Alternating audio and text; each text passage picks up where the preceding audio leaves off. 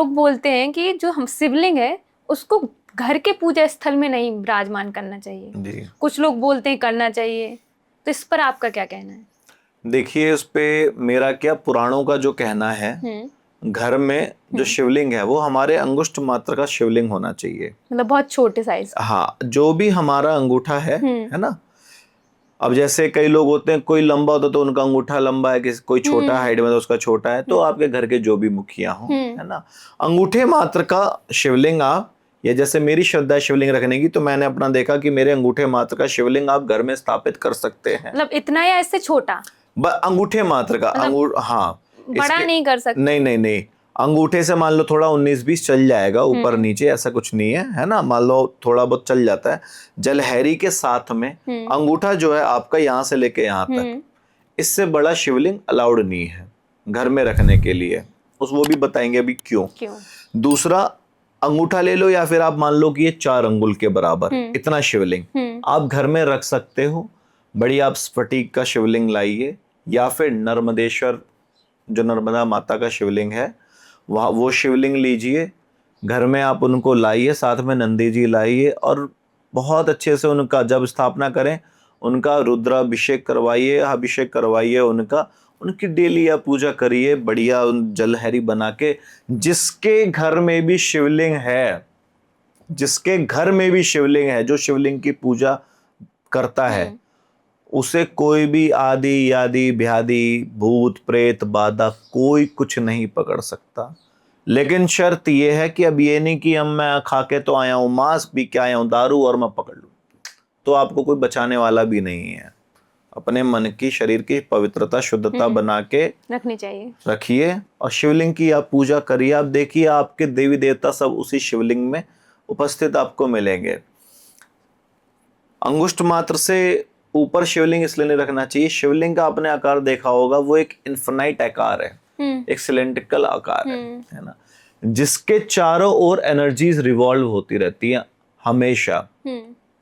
पुराणों में एक बात आती है कि अगर आप कोई भी माला किसी देव स्थान में करते हैं तो वहां पे आपको उस एक माला का फल 10 गुना मिलता है। 10 माला मंदिर में जाके मंदिर में करते हैं 10 गुना मिलता है। तीर्थ में करेंगे तो मिलेगा, नदी के किनारे या किसी पर्वत पे करेंगे तो वो 100 गुना मिलता है, किसी पवित्र गौशाला में आप करेंगे तो वो 1000 गुना मिलता है। लेकिन अगर किसी शिवलिंग के सामने बैठ के, किसी प्रतिष्ठित शिवलिंग के सामने बैठ के आप माला करते हैं तो वो एक माला का फल जो है वो 1,00,000 माला के बराबर जाता है।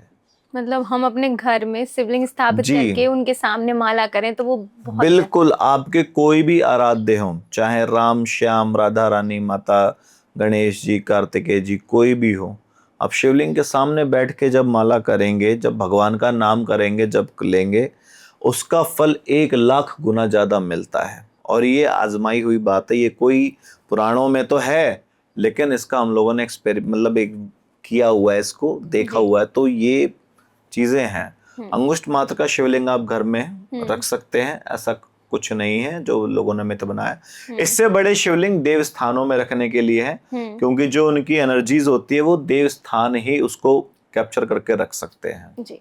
और आपने जैसे भी बताया कि स्फटिक का शिवलिंग होना चाहिए और नर्मदा मैया से लाया हुआ शिवलिंग होना चाहिए, तो सबसे ज्यादा जो पवित्र या कहें बहुत अच्छा शिवलिंग माना जाता है तो क्या वो इन्हीं दोनों मटेरियल? सबसे ज्यादा पवित्र माना जाता है नर्मदा जी का शिवलिंग। नर्मदा मैया को साक्षात महादेव का वरदान है कि उनके जल में पलने वाले जितने भी पत्थर हैं वो स्वयंभू शिवलिंग का आकार ले लेंगे। जैसे नेपाल में जो गंडक नदी है उसमें जो भी पत्थर पाए जाते हैं वो ऑटोमेटिक शालिग्राम होते हैं। ऐसे ही नर्मदा मैया को वरदान प्राप्त है भगवान महादेव का, जो भी पत्थर वो नर्मदेश्वर शिवलिंग कहलाया जाएगा। सबसे ज्यादा पवित्र, उसको प्रतिष्ठित करने की भी जरूरत नहीं पड़ती। अच्छा, मतलब वो लाए हम और घर में आप ऐसे भी पूजा स्टार्ट कर सकते हैं। ये तो बहुत ही अच्छी बात है। लेकिन ये होता है कि अब हम जैसे भगवान शिव को अपने घर में लाएंगे तो एक अपना मन होता है कि बहुत अच्छे से धूम धड़ाके से उनकी स्थापना करें, कोई मेंबर आता है तो अच्छे से करते बिल्कुल बिल्कुल। तो आप ऐसे कर सकते हैं। स्फटिक के शिवलिंग का जो रीजन है वो ये एक रहस्य है। क्वार्ट्स जो होता है, स्फटिक जिसको इंग्लिश क्वार्ट्स कहते हैं, उसमें एक ऐसी एनर्जी है, रेडिएशंस होती हैं कि आप जो भी बोलते हैं उस पत्थर के सामने, है ना, वो बार बार वैसी एनर्जीज को ना रिवॉल्व करता रहता है। वो रेडिएशन है उस पत्थर में। जो हमारी नब्ज वाली घड़ी चलती हैं उसमें भी क्वार्ट्स लगता है। क्वार्ट्स का मटेरियल उसमें भी होता है जो नब्ज से चलती है घड़ी।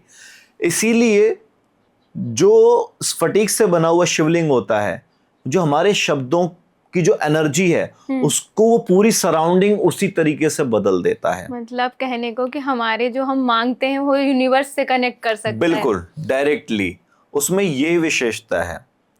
इसलिए और क्वार्ट्ज का जो शिवलिंग स्फटिक का होता है वो बहुत कॉस्टली भी इसीलिए जाता है ना, क्योंकि वो धातु ही बड़ा मुश्किल से जमीन से निकलता है। बाकी आप नर्मदेश्वर का करिए तो भी वही फल मिलेगा। स्फटिक रखिए, वो अपने अपने आस्था की बात है।